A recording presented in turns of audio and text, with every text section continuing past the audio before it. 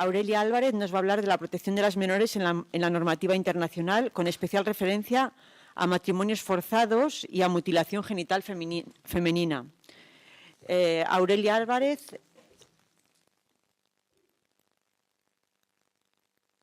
es doctora en Derecho por la Universidad de León, profesora titular de Derecho Internacional Privado de esta universidad y en la actualidad es secretaria y directora del Departamento de Derecho Privado. Fue galardonada en el 2006 con el primer premio de la 7ª edición Premio Santo Padre Rubio para avances en el conocimiento de la inmigración. Está especializada sobre todo en temas de inmigración y es además directora y webmaster del portal, lo voy a decir, www.migrarconderechos.es, que la verdad es que es muy interesante porque ya nos pone ahí al día de todas las cosas que están pasando con el tema de inmigración y derechos. Es colaboradora externa de varios grupos de investigación, como el CEMRI, del Centro de Estudios de las Migraciones y de las Relaciones Interculturales de la Universidad de Almería, el ESOMI, que es el equipo de Sociología de las Migraciones Internacionales de la Universidad de La Coruña, y miembro de la red Migrantólogos. Y en los últimos años también ha formado parte activa de la realización de varios proyectos de carácter europeo financiados por la Comisión y publicado numerosos artículos y libros que no podemos citar porque nos extenderíamos. Así que, Aurelia, tienes la palabra. Muchas gracias. Gracias, Ana, por esa presentación amplia. La verdad es que yo creo que, como siempre suelo decir, lo importante son los hechos y no los dichos. Así que vamos a comenzar. Y, por supuesto, María, gracias. Siempre me tienes tal cariño que, claro, cuando llama a Cristina y dice Aurelia, digo, no, de esto no sé nada, pero tranquila, estudiamos algo. Entonces, bueno, pues ante todo me ha encantado estar escuchando tanto a Julia como a Josefa. Sí, creo. Sí, he dicho bien. Sí. Soledad, perdón, que la ha sido estupendísima. Y hay un tema que cuando yo estaba escuchándola decía, viven con pasión, tanto la una como la otra, pero sobre todo Soledad, contándonos y relatándonos. Es decir, no nos ha contado algo que le era ajeno. Entonces, nosotras, tanto María Trapero como yo, tenemos un problema, que es que en realidad lo que vamos a hablar son de normas, y las normas son muy arduas y eso conlleva a que no sean que no podamos impactar en el público. En todo caso, vamos a tratar de, por lo menos en mi caso, contar algunas cosas y, por supuesto, que lo mejor será poder mantener luego un buen debate. En principio, la idea clave es que, moviéndonos como nos movíamos en abusos hacia los menores, la idea era ver, sobre todo, qué colectivos dentro de esos menores podrían tener una mayor vulnerabilidad, es decir, ir a ver el grupo más vulnerable y, por otro lado, obviamente, aparecer incluso, y de hecho me sirve un poco que hace unos días me tocó hablar en Cruz Roja con un tema de menores y los niños soldados.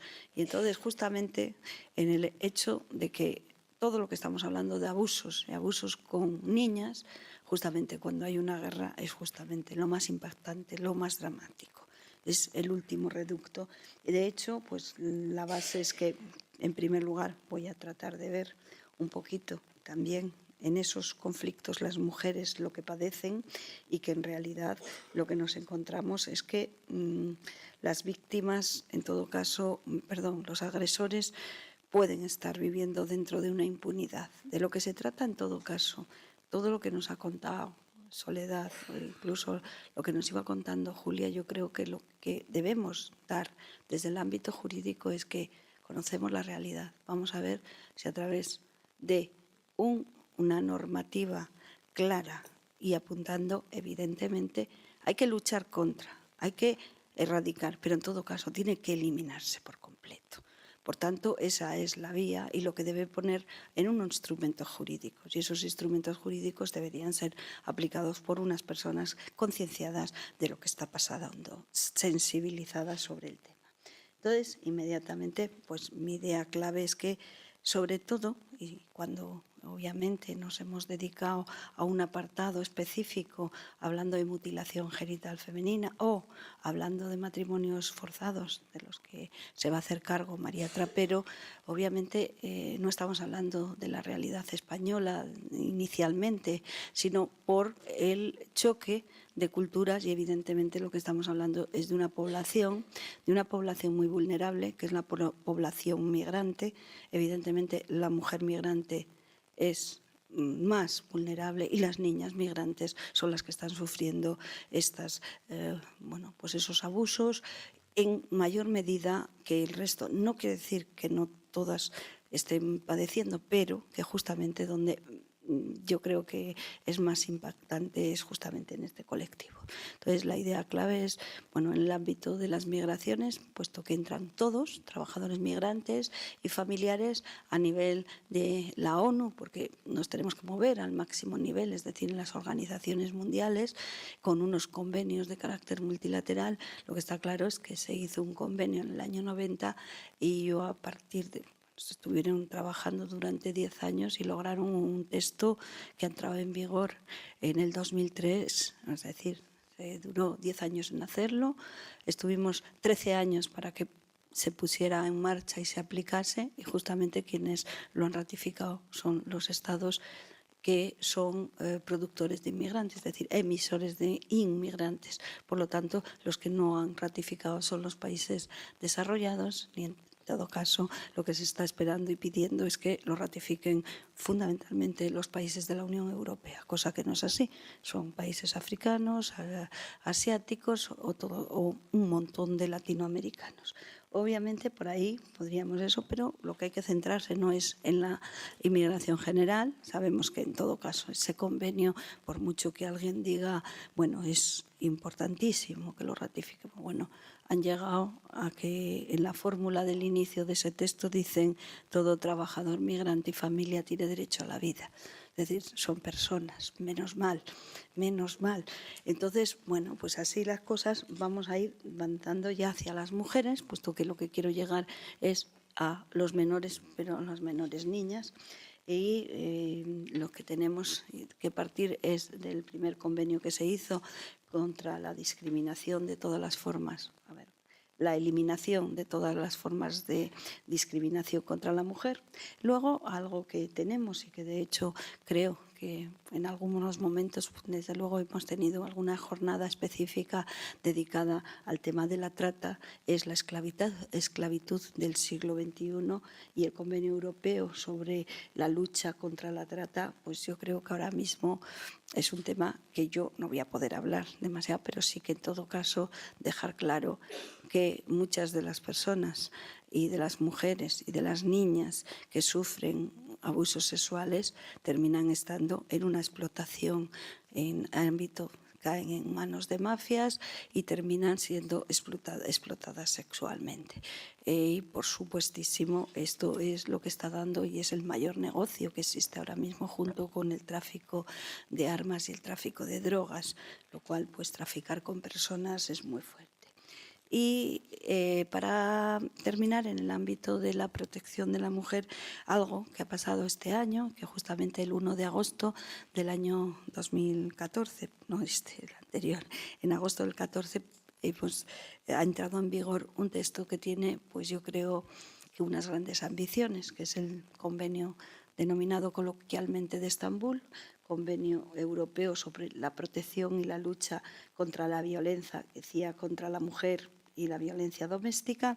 Y este convenio, ahora mismo, España entra, para poder entrar en vigor, si bien se firma en el 2011, necesitaba 10 ratificaciones, esas se consiguen y España entra entre los 13 primeros que pusieron en marcha el convenio. Ahora mismo ya tenemos 20 países y lo que sí que parece, y todo el mundo que está estudiando el convenio y las propuestas que hay a nivel parlamentario es de que deberíamos exigir que todos los países de la Unión Europea formaran parte de este texto.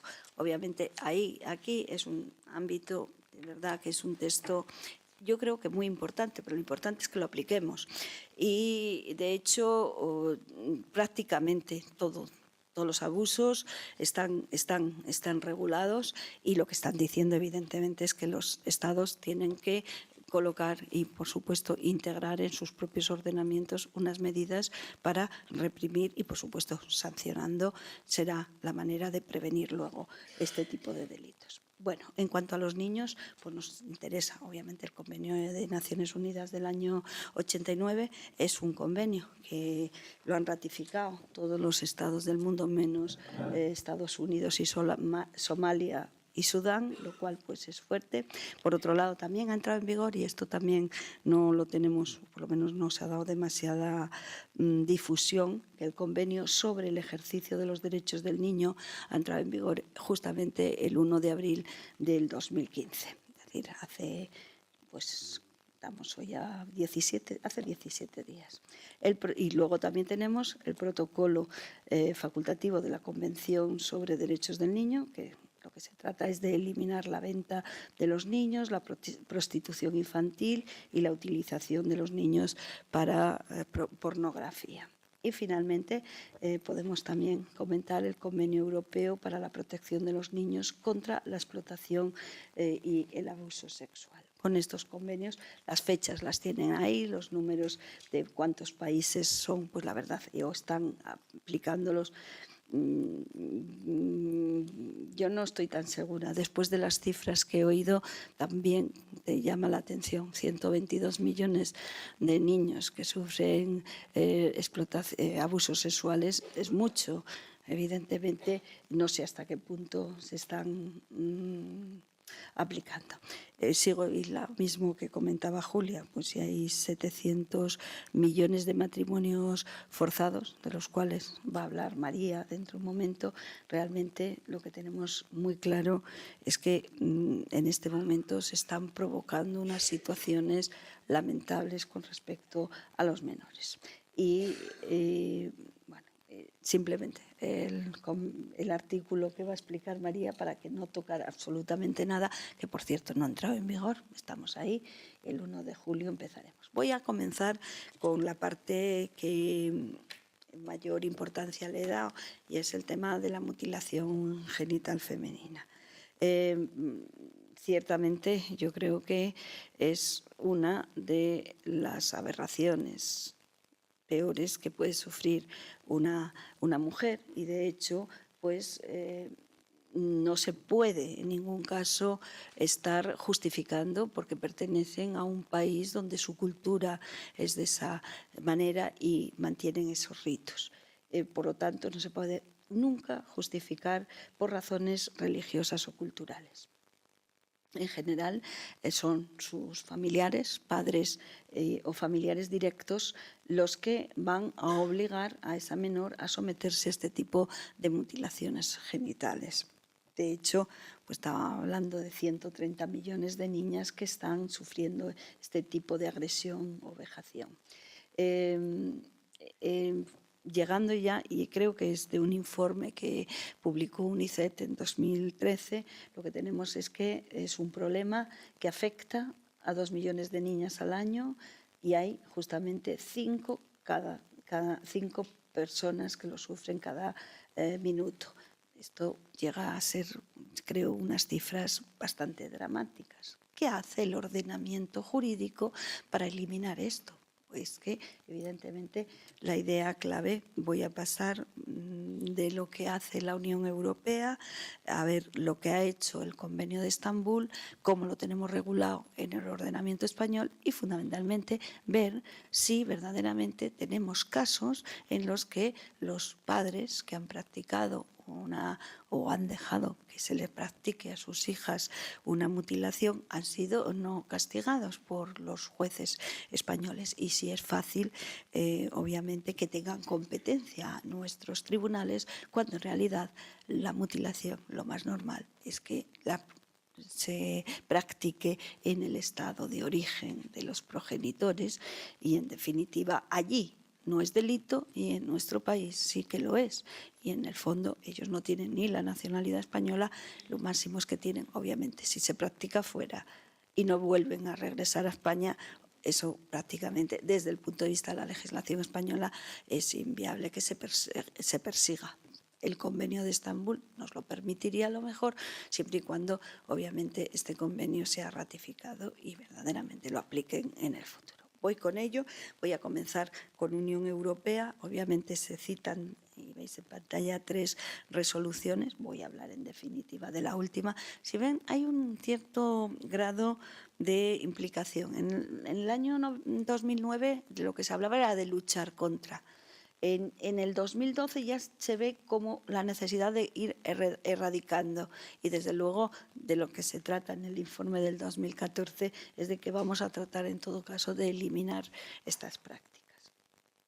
¿Cómo y qué dice? Pues la verdad es que aquí yo creo que en definitiva lo que hace el Parlamento Europeo, que en definitiva son meras propuestas en las que se envían desde luego a la Comisión para que las difunda. Y entonces nos encontramos que la Comisión había hecho una comunicación como describiendo, en todo caso, cómo se estaba llevando a cabo esta mutilación.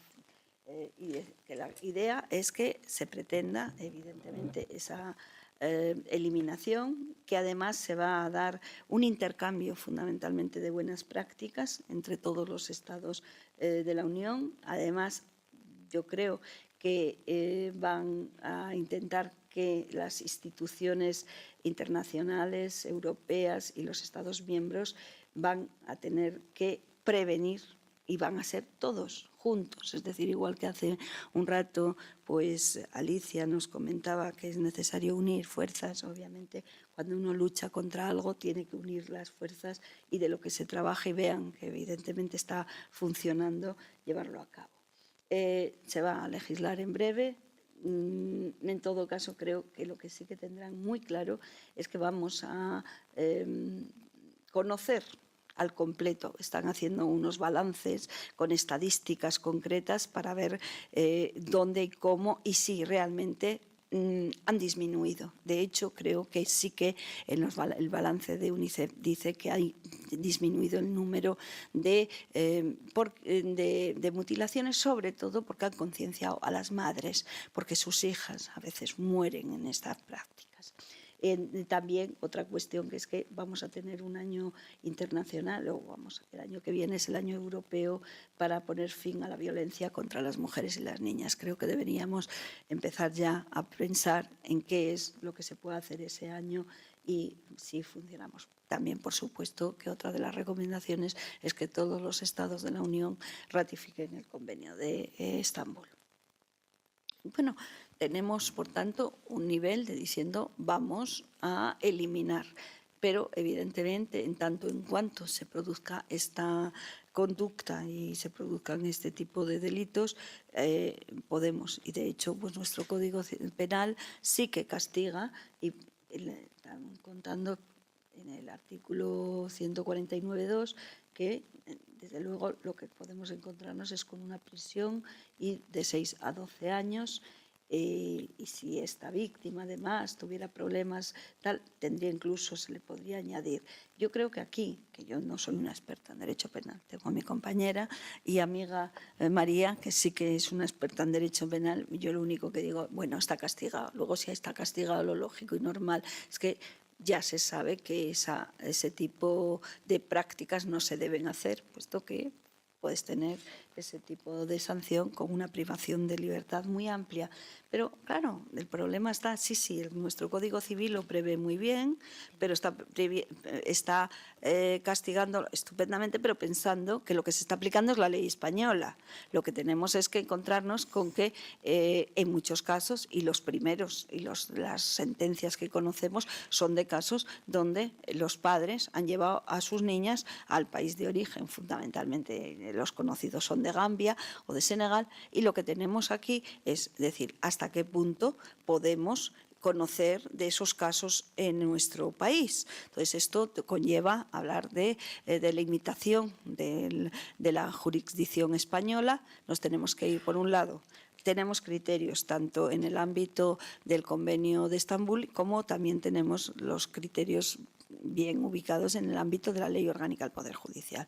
Fue en el año 2005 porque veo un poco mal, sí, es el 2000, no, sí, en el 2005, cuando por fin en España era posible que practicara una mutilación genital femenina fuera de España, si el agresor, bueno, el que la practicó o el que dejó que la practicara vive en España, es decir, le encuentran en territorio español, se le podría perseguir. Aunque el delito, obviamente la base para poder conocer de este tipo de delitos, lo primero es que se haya cometido en territorio español. 2, si no se ha cometido en territorio español, vamos a ver si lo podemos perseguir. ¿Cómo? Pues añadiendo que el que lo ha cometido o sea español o resida en territorio español. Eso sería el dato fundamental. Bueno, ¿cómo está ahora mismo en el Convenio de Estambul? El Convenio de Estambul tiene un artículo 44 en el que se va delimitando y nos va a ir diciendo y va a utilizar de tal manera que yo no solo pienso que sea con relación a el tema de si tienes dónde se ha cometido el delito y qué nacionalidad tiene el que lo comete o la víctima, sino que lo más trascendente que yo veo es que aquí tenemos unas posibilidades de que estos supuestos no necesiten la denuncia de la víctima. Porque obviamente cuando tú estás en un plano de inferioridad y de miedo y de coacción, lo que no vas a hacer eres tú el que denuncies. Entonces aquí la idea es que funcione de alguna manera una actuación de oficio. Entonces tenemos por un lado que nos están diciendo si se comete en el territorio de uno de los estados que esté vinculado por el convenio, se puede conocer. Por supuestísimo, si uno de los que ha cometido el delito es nacional o tiene la residencia habitual. Pero luego también con relación a qué nacionalidad tiene la víctima y qué residencia tenga esa víctima. Si estamos ahí, ya estamos colocando que los Estados miembros, junto con la nacionalidad, utilizan la residencia, pero lo que les venía a comentar también, en todo caso, no tiene... otro dato interesante, que no tiene por qué estar tipificado como delito en el lugar donde se cometa, porque claro, si decíamos, bueno, tiene que ser delito en el otro, pues no es por nada. En aquellos países en los que es una práctica habitual, es su cultura, pues obviamente esto quedaría impune siempre. Entonces la base son los criterios que he comentado, que por supuesto no se necesita en ningún caso que haya sido iniciado por la víctima, y yo creo que desde este punto de vista es importante. Bueno, con relación a ciertos delitos, es que me estaba liando. Todo delito que sea de temas de abuso sexual, que está regulado en el artículo 36, que bien sea un tema de matrimonio forzado, artículo 37, bien que nos estemos ante la mutilación genital femenina, artículo 38, o un aborto o esterilización forzadas, esos son y se pueden perseguir a instancia de oficio, con lo cual no necesitan lo que decía hace un segundo. Esto yo creo que es importante y tampoco, también puede suceder que haya varios estados que estén interesados en perseguir este tipo de delitos y que estén involucrados por las víctimas o por el que ha cometido el delito. Lo que nos encontramos que aquí en el Convenio de Estambul se va a dar preferencia a aquel estado que tenga mejor situación para tramitar las diligencias. Obviamente el que tenga mejor las pruebas. En definitiva, este sería el dato que tenemos con relación a Estambul. ¿Qué ocurre? Realmente nosotros, está claro que nuestra ley orgánica del Poder Judicial parte de la idea de que si se ha cometido en España, y luego añade, y de acuerdo con lo establecido en los tratados internacionales, con lo cual, tengamos o no incorporado ese texto, podríamos aplicar directamente el artículo que acabo de mencionar de Estambul. No obstante, aquí nosotros que normalmente reproducimos cosas, luego después a veces quedamos cortos, en otras ocasiones obviamente. Si en esa incorporación añadimos más protección a la víctima, encantados de la vida.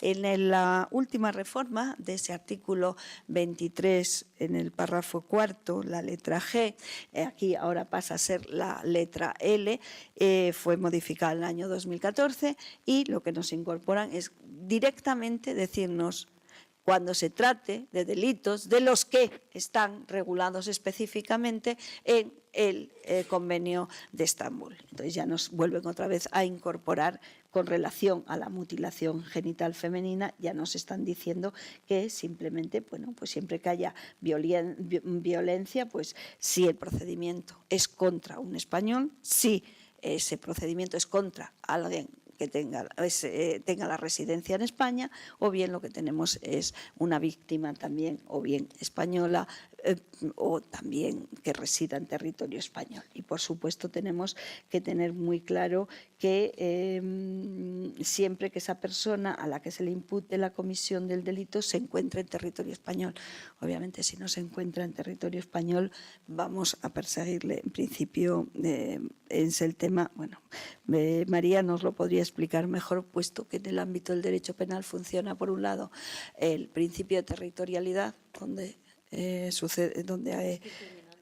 vale, perfecto, vale, gracias. Simplemente comentarles, por otro lado, las sentencias que tenemos. Hubo una en Teruel en el año 2011, esta fue ratificada por una del Supremo, por la siguiente, la del 2012, y teníamos también otra posterior de la Audiencia Nacional en el año 2013 con respecto a una ablación que se produjo en Senegal.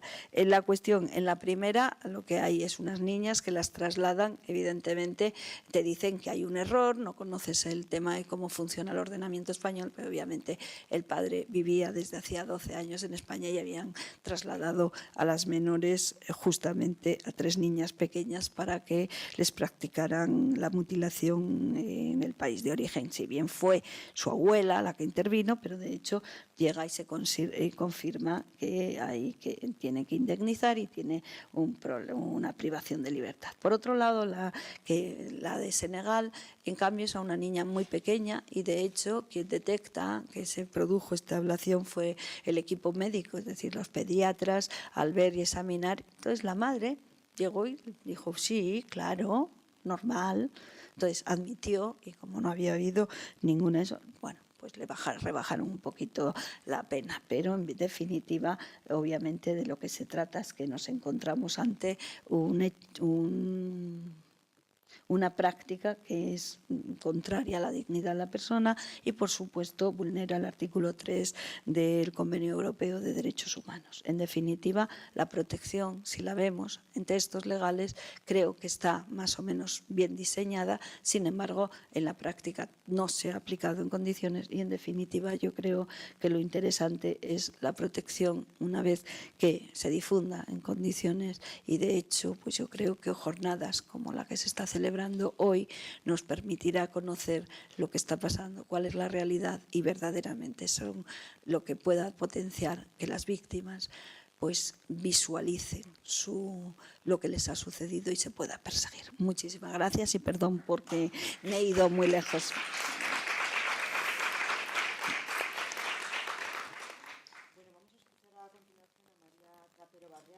Es profesora titular de Derecho Penal de la Universidad de León. El tema que va a abordar son los matrimonios forzosos y el nuevo Código Penal. De María Trapero os puedo contar que además de ha trabajado en las áreas de Derecho Penal de las universidades de Alcalá y de Vigo anteriormente, posee publicaciones en las que destacamos sobre todo los delitos de incendio, estragos y daños, contra la seguridad vial, protección de minorías y especialmente extranjeros. También ha hecho estancias de investigación y bueno, ha desempeñado cargos en la Facultad de Derecho y tiene la medalla Concepción Arenal en el 2008 por su contribución desinteresada a la prevención del delito y a la reinserción social, así como otros 2 premios relacionados con la innovación en la enseñanza que le otorgó la Universidad de León en el 2002 y en el 2010. Le vamos a dar los 20 minutos igual que al resto. O sea que, aunque son y 54, tendremos que quitarlo un poco del debate porque ya tiene su tiempo preparado, supongo. Yo me puedo adaptar perfectamente Pero bueno, a un tiempo más limitado. No si me quieres importa porque prefiero que haya incluso vale, debate. Pues si quieres 15 minutos, tú organízate, que Muy bien. te escuchamos. Gracias. Muchísimas gracias. Muchísimas gracias por la presentación y muchísimas gracias a las organizadoras por haberme invitado a participar en esta jornada dedicada a la violencia sexual infantil.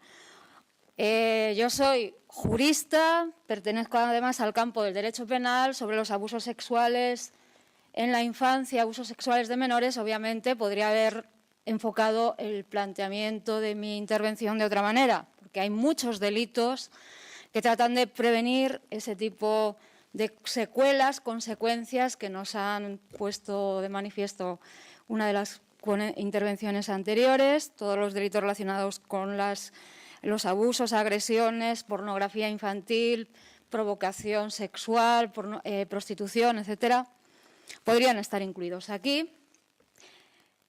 Pero he creído oportuno hablar del matrimonio forzado porque sería una fase previa. Todavía no se ha producido el abuso sexual cuando éste está relacionado, obviamente, con una relación matrimonial.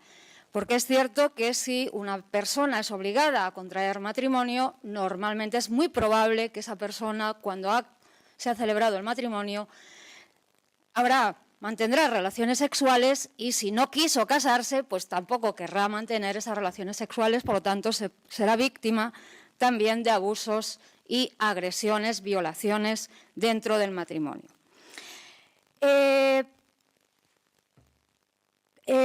El delito de matrimonio forzado es un problema en España, el matrimonio forzado. Bueno, pues a partir del año 2011 se han empezado a conocer casos denunciados por los medios de comunicación, casos detectados de niñas, efectivamente, o adolescentes a las que sus padres querían obligar a celebrar un matrimonio, bien en España o bien, sobre todo, trasladar a esas jóvenes o adolescentes a su país de origen para que sea en aquel lugar donde se celebre el matrimonio.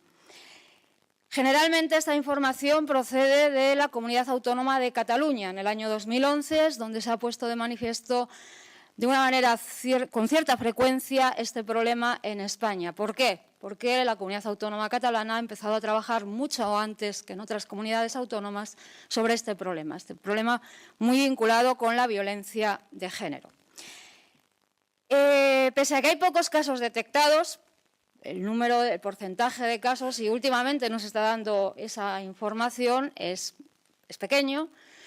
Esa información nos lleva a relacionar o a conectar muy estrechamente el matrimonio forzado con dos fenómenos, con violencia de género y con inmigración.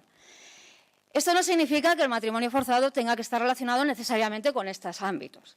Hay matrimonios forzados que no tienen nada que ver con la violencia de género y hay matrimonios forzados que no tienen nada que ver con la inmigración. Pero sí es cierto que en este ámbito es donde es más frecuente.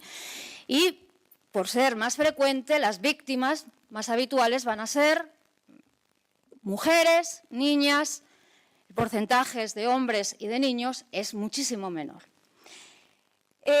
¿Cómo podemos erradicar desde el punto de vista del derecho penal, que es la última vía, el último recurso? Siempre tiene que adoptarse medidas preventivas por otras vías, porque la solución, si lo queremos conseguir la solución de un problema a través del derecho penal, ya les digo que eso es imposible. El problema se tiene que resolver por otras vías extrajurídicas, jurídicas y, en último lugar, intervendrá el derecho penal para las situaciones más graves. Les decía que cómo podemos resolver o tratar de dar respuesta al matrimonio forzado de menores, de niñas, de adolescentes, de mujeres de mayor edad, a través del derecho penal. Bien, pues podemos tener distintas vías. Algunas de ellas están ahora mismo en vigor y ya se pueden aplicar desde hace unos cuantos años. Y el delito de matrimonio forzado lo aplicaremos, el delito con ese nombre lo aplicaremos a partir del 1 de julio de 2015, porque en ese momento entrará en vigor una importante reforma del Código Penal que ya ha sido publicada en el Boletín Oficial del Estado el 31 de marzo de 2015, de este mismo año. Hasta 2015, ¿qué mecanismos, qué respuestas tiene el derecho penal para tratar de prevenir, erradicar y, en último extremo, sancionar?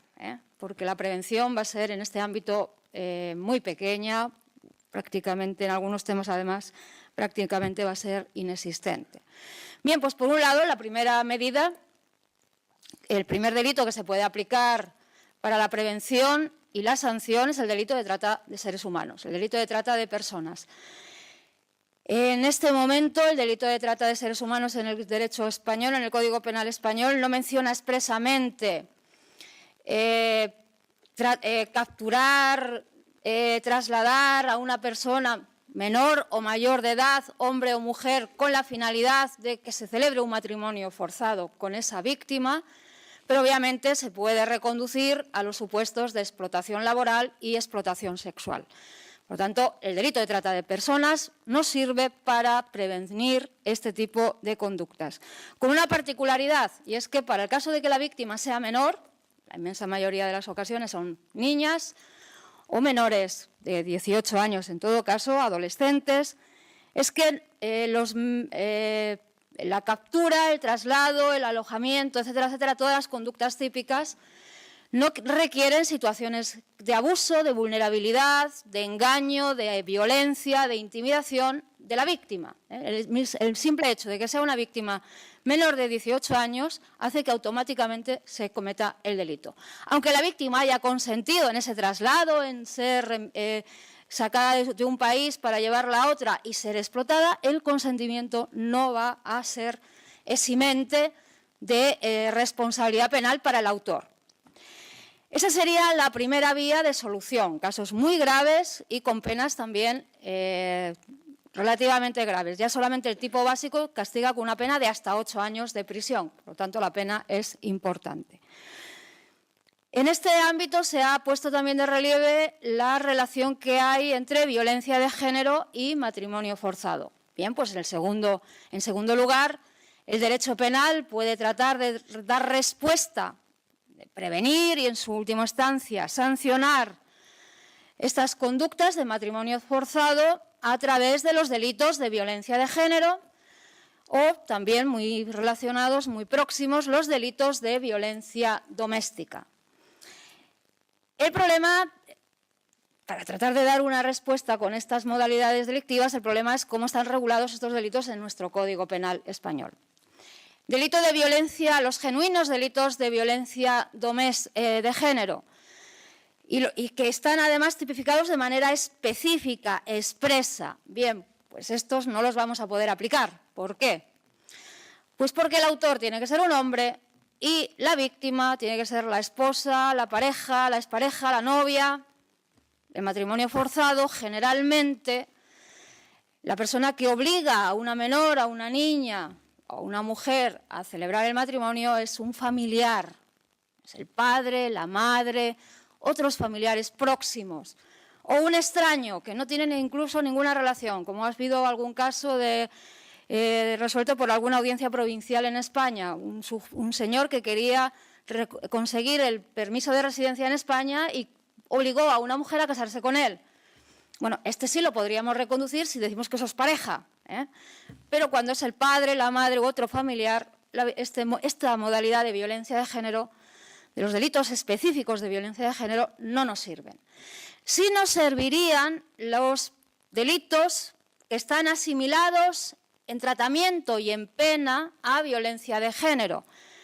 ¿Por qué? Estos sí nos sirven, al menos en principio. Pues porque el autor tiene que ser una persona que conviva con la víctima y que sea, eso sí, una víctima especialmente vulnerable. Bien, si hablamos de menores de edad, de niñas o adolescentes por debajo de los 18 años, apurando la interpretación de los tipos penales, podemos decir que son víctimas especialmente vulnerables por su minoría de edad. Es cierto que en derecho penal tratamos de hacer a veces interpretaciones restrictivas y podríamos hacer diferenciaciones en la edad. No es lo mismo una de 17 que una de 12 o de 8. Entonces, pero en principio menor de 18 años, y si es especialmente vulnerable, por supuesto, por otra razón, con más motivo, podríamos recurrir a estos delitos porque he dicho que la víctima normalmente convive con el autor porque la víctima es víctima de su padre, de su madre o de otras posibles personas que también habiten o convivan con ella. No siempre será así. Si la violencia, la obligación de a contraer matrimonio la coerción la ejercen otros familiares que no conviven, pero al menos los supuestos más graves y más habituales sí nos darían, en principio, respuesta. Y digo en principio porque el segundo problema de aplicación de estos delitos viene de mano de las conductas que castiga. Se castigan las amenazas leves, las coacciones leves, el maltrato leve. El maltrato leve es un empujón, una torta, un cachete, hechos leves que no parece que estén detrás del delito o de las conductas que incluimos en los matrimonios forzados. En los matrimonios forzados las amenazas, las coacciones son más graves, entonces estos delitos no nos servirían para dar respuesta a estas situaciones. Lo mismo nos va a pasar con los delitos de violencia doméstica, por los sujetos activos, por los autores de las conductas. Sí habría respuesta porque son personas que tienen vinculación por una u otra vía con la víctima, con la adolescente o con la niña que va a ser obligada a contraer matrimonio, pero el problema de aplicación vendrá nuevamente por las conductas. Se castigan conductas leves como son amenazas, coacciones, el maltrato e incluso las amenazas. Para las amenazas se pide que sean amenazas con armas, si no sería la falta de amenazas, y en las coacciones tenemos que recurrir nuevamente a las coacciones constitutivas de una falta. Como delito específico, la coacción leve en el ámbito doméstico familiar no está tipificado. Bien, respuesta parcial para algunas conductas, escasa. Pues, en tercer lugar, podemos recurrir perfectamente a los delitos que llamamos comunes, delitos que protegen la libertad, la dignidad, la autodeterminación personal, la integridad de las personas. Aquí ya da igual si el autor es una persona vinculada o no con la víctima.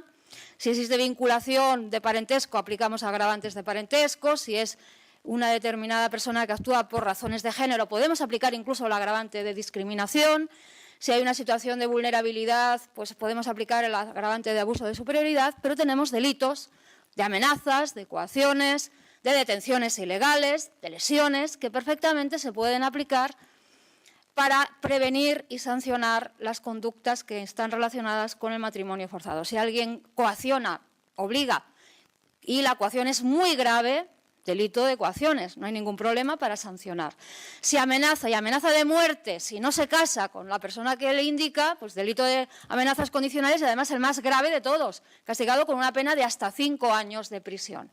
Si la encierra a la menor para que no se escape y así poder facilitar el matrimonio, pues delito de detenciones ilegales. ¿Tenemos respuesta a día de hoy para prevenir y sancionar conductas que están detrás de los matrimonios forzados? Sí. No necesitaríamos un delito con ese nombre en el Código Penal, pero el legislador español considera que sí. El legislador español, desde una proposición no de ley del Grupo Popular en el año 2011, ha estado detrás de la tipificación de un delito de matrimonio forzado. Finalmente, el Boletín Oficial del Estado se ha publicado esa reforma del Código Penal en la que se va a introducir este delito de matrimonio forzado. En la exposición de motivos de la ley, la exposición de motivos para nosotros, los juristas, es importante porque nos sirve de guía interpretativa, saber cuál era la intención, lo que quería hacer el legislador al regular una determinada materia, porque eso nos puede resolver algunos problemas, algunas dudas, cuando las palabras no son claras o no reflejan claramente esa idea. ¿Qué nos dice el legislador en la exposición de motivos, ¿por qué introduce el delito de matrimonio forzado en el Código Penal español? Pues da dos motivos. Un motivo está relacionado con el ámbito internacional, con la necesidad de incorporar al derecho español una directiva de la Unión Europea, directiva pensada para la prevención de trata de seres humanos. Entonces, tenemos que incluir, adaptar el derecho positivo español, el Código Penal español, a la directiva europea del año 2011 en materia de trata de seres humanos, lo que hay que hacer es regular y reformar el delito de trata de personas, no introducir el delito de matrimonio forzado. Pero el legislador español ha hecho las dos cosas. Reforma el delito de trata de seres humanos y dice que ahora como finalidad de trata es también celebrar matrimonios forzados y, en segundo lugar, introduce el delito de matrimonio forzado. El delito de trata está en delitos contra la dignidad, el delito de matrimonio forzado está en delitos contra la libertad, en el capítulo dedicado a las coacciones. A partir del 1 de julio de 2015 vamos a tener un problema interpretativo, no les quiero calificar de qué manera. Cuando a una menor se le obliga a contraer matrimonio y hay un traslado, lo que nos planteaba la profesora Álvarez Rodríguez en la intervención anterior, es incluso a los padres se les entrega dinero para facilitar la salida del país, etcétera, etcétera. ¿Con qué delito vamos a castigar esa conducta? ¿Con el delito de trata o con el delito de matrimonio? El delito de trata son hasta 8 años de prisión. El delito de matrimonio forzado, sin entrar ya en agravantes, 3 años y 6 meses como máximo.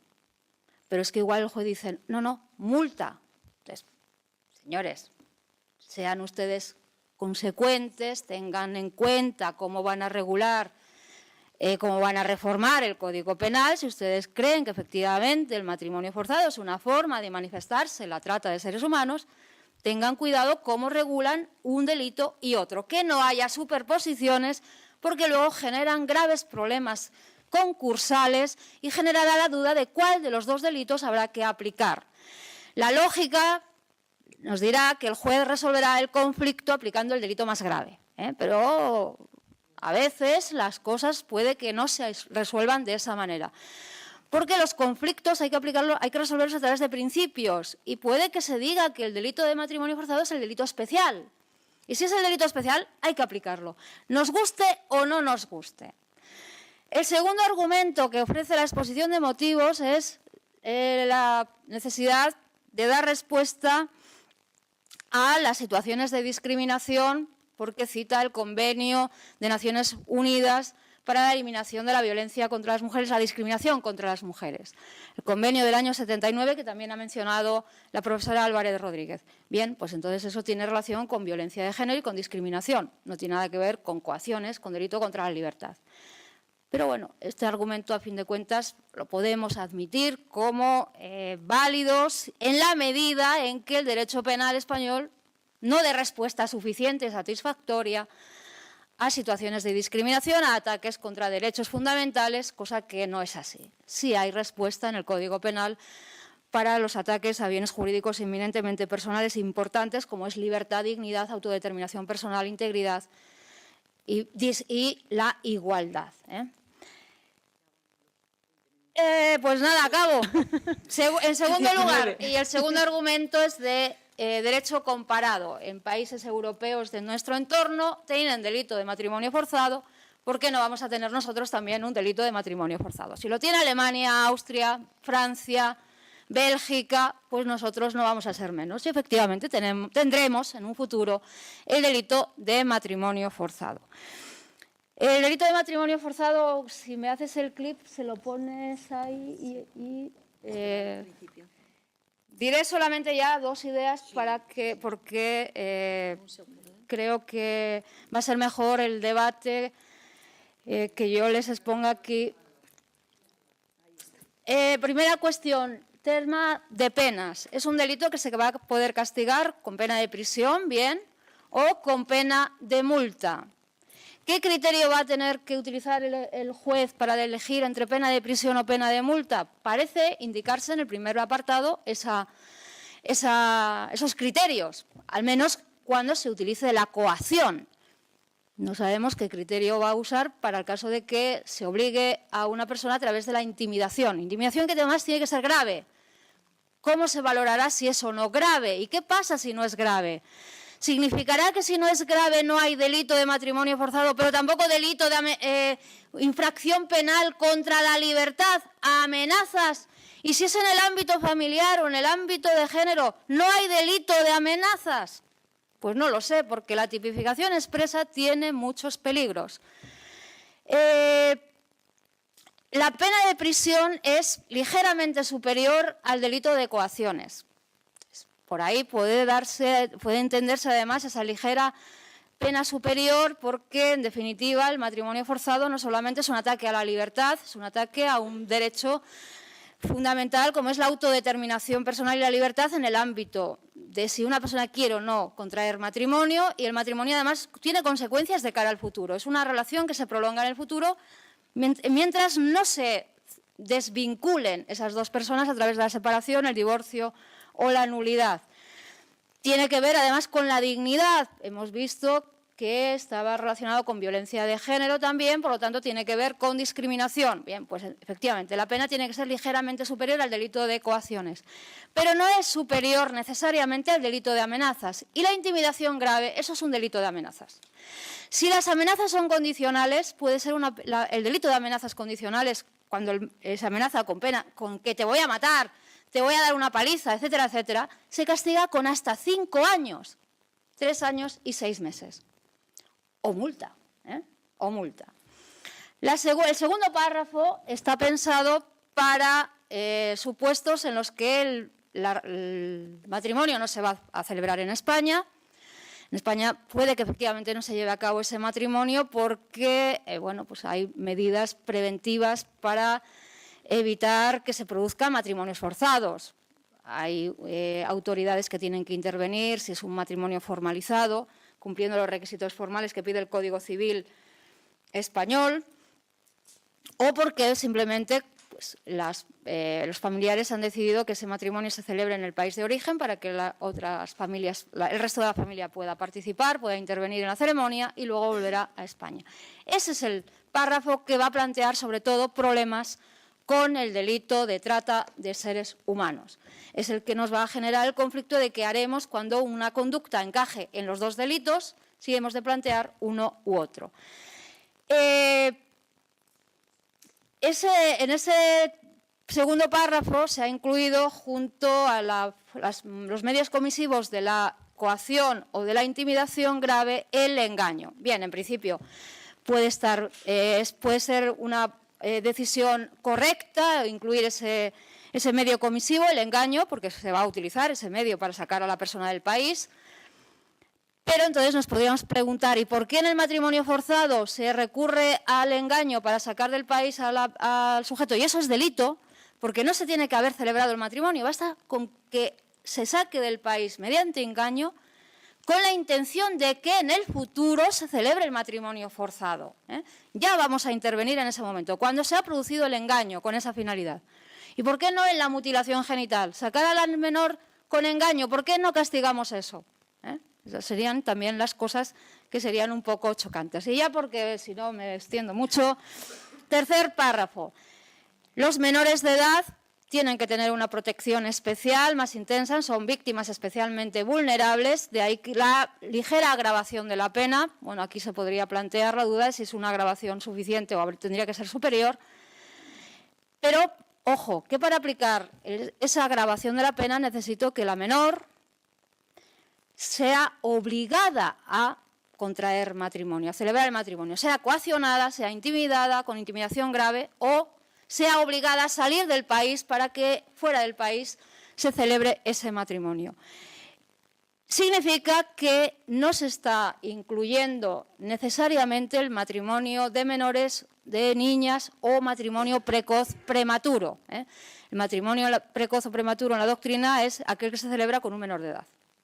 Aquí necesitamos la violencia, la intimidación o el engaño en el segundo párrafo para que haya agravación de la pena. De manera autónoma, el matrimonio precoz no está tipificado. Esto, obviamente, estamos hablando de derecho penal y es, por tanto, Lo tenemos que considerar como un acierto. La prevención del matrimonio precoz o prematuro tiene que ser por la vía civil, fundamentalmente. Y nosotros nos quedamos solamente en los casos más graves, cuando efectivamente hay coerción, hay obligación, se compele, se fuerza a esa menor a hacer algo que no quiere.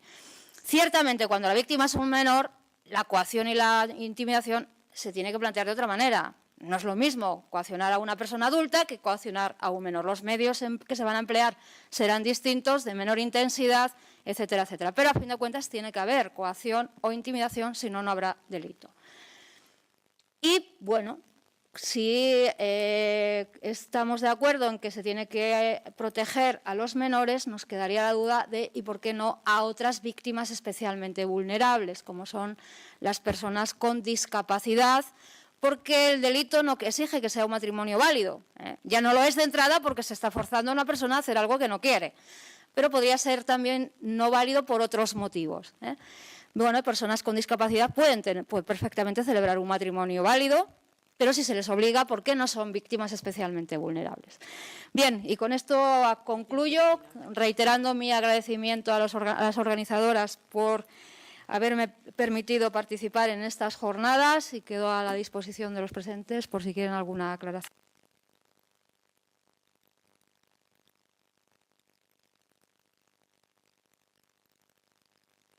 Vamos al coloquio, si tenéis las intervenciones, tanto con respecto a las primeras intervenciones del panel de violencias en el medio familiar y lo que son las consecuencias en la salud mental de las mujeres que abordó Soledad y que abordó y Julia en la primera parte, tanto en el aspecto jurídico. A mí el tema este último de lo que ha estado hablando María me ha dejado un poco así con los ojos haciendo chiribitas, porque realmente no lo conocía y además, pues bueno, esta falta de, digamos, de claridad y un poco barullo, ¿no?, con el tema este del matrimonio forzado y el que a lo mejor se pueden solapar, estoy pensando, temas de trata de personas con el tema del matrimonio forzado. Me parece peligroso.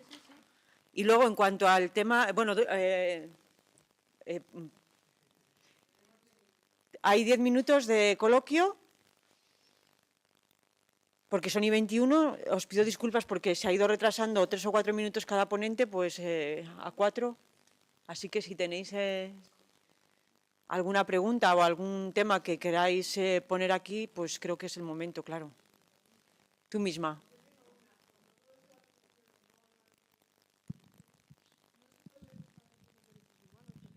Yo creo que se podría aglutinar en eso. O sea, los derechos humanos, ¿qué pintan?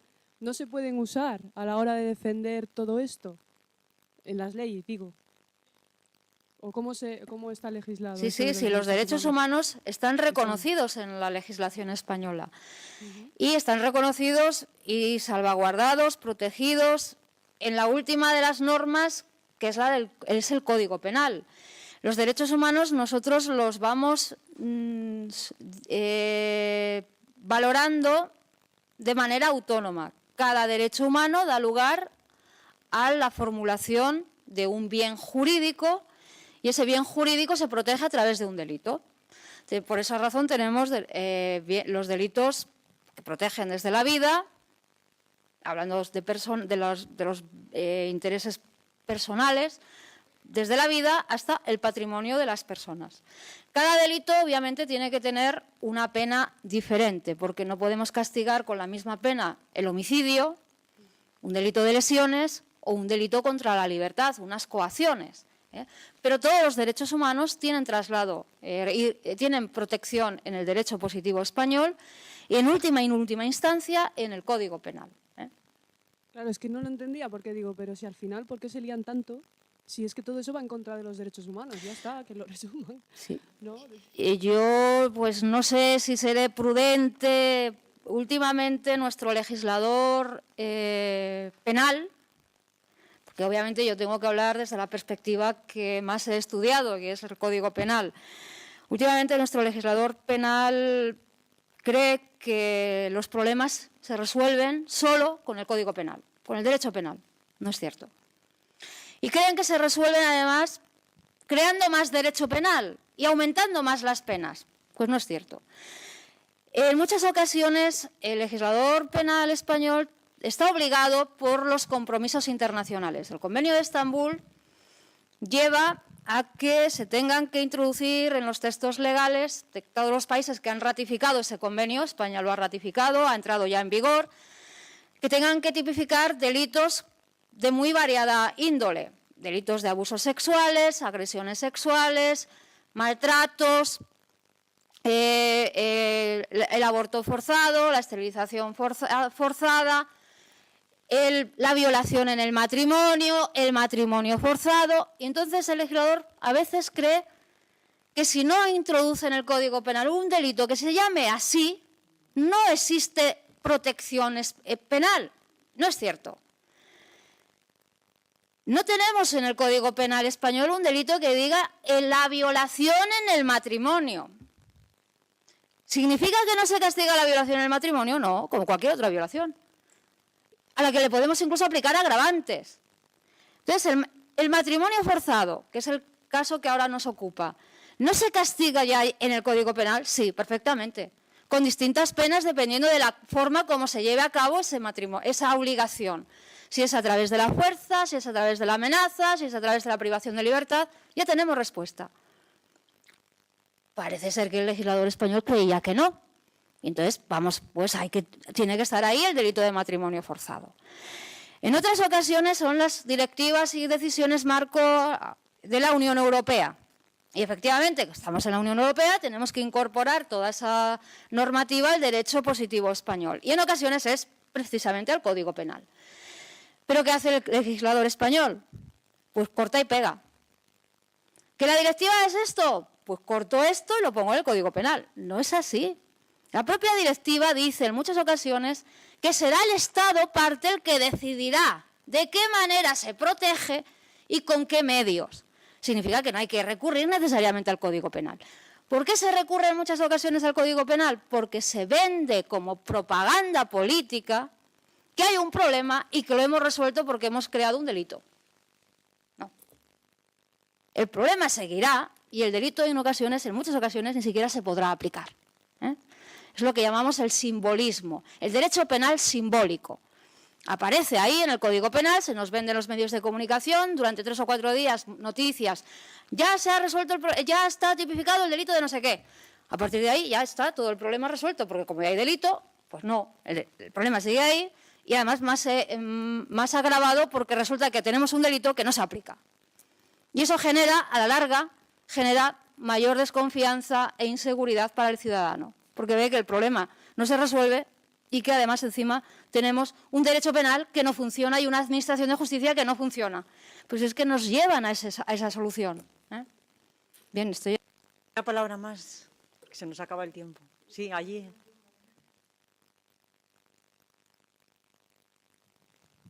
Gracias.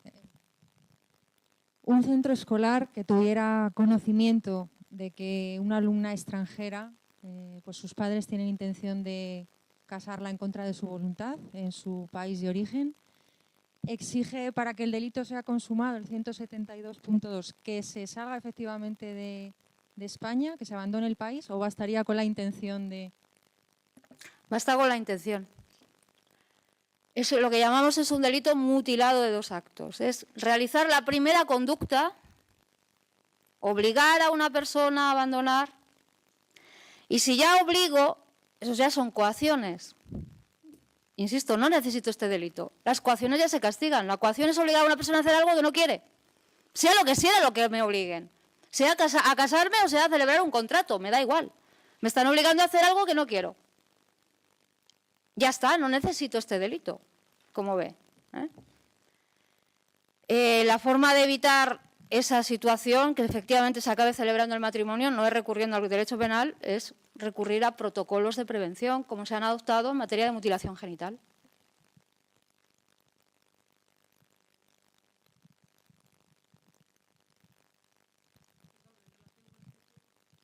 Me parece gravísimo que en virtud del apartado 3º de ese artículo, esa menor de ese centro escolar, además, tiene que acreditar que ha habido intimidación grave o violencia.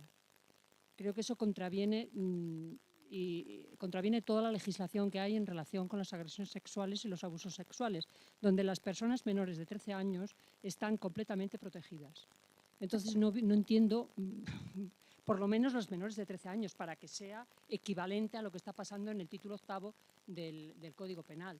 Pero es que... Le diré, a partir del 1 de julio no son las menores de 13, son las menores de 16. Bien, pues todavía con más motivo. Pero es que el derecho penal se tiene que probar los hechos, no vale con la simple alegación, tiene que haber prueba. Pero cuando son menores, Y basta acreditar los hechos. lo único que obviamente la violencia y la intimidación, el nivel de violencia y de intimidación en el caso de menores será inferior. No necesitamos recurrir a una violencia grave o una intimidación grave como sería en un adulto. Claro, es que esto es una fase previa al matrimonio. Entonces, como fase previa al matrimonio y fase previa a lo que sucederá después del matrimonio, no se puede hacer la traslación completa de lo que hay en una regulación, porque el abuso sí que se produce abuso. Se lesiona. Haya o no haya consentimiento, se está lesionando el abuso, se está abusando ya. Y esto estamos adelantando la intervención para castigar otro tipo de conductas que podrán acabar, además, finalmente, con el tiempo, acabarán, seguramente en un porcentaje importante de casos, acabarán siendo abusos cometidos por el esposo, sí.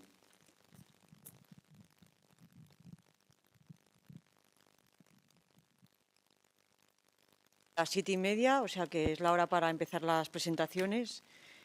Simplemente, bueno, dos datos, ¿no? Los vuelvo a repetir. Lo que habéis de lo que hemos dicho aquí o de lo que se ha dicho aquí, el tema de los abusos sexuales en la infancia, que lo que conocemos, un 10 o un 20% de niños y niñas, sobre todo, que lo sufren, es la punta del iceberg, que hay una serie de... está todo protegido penalmente.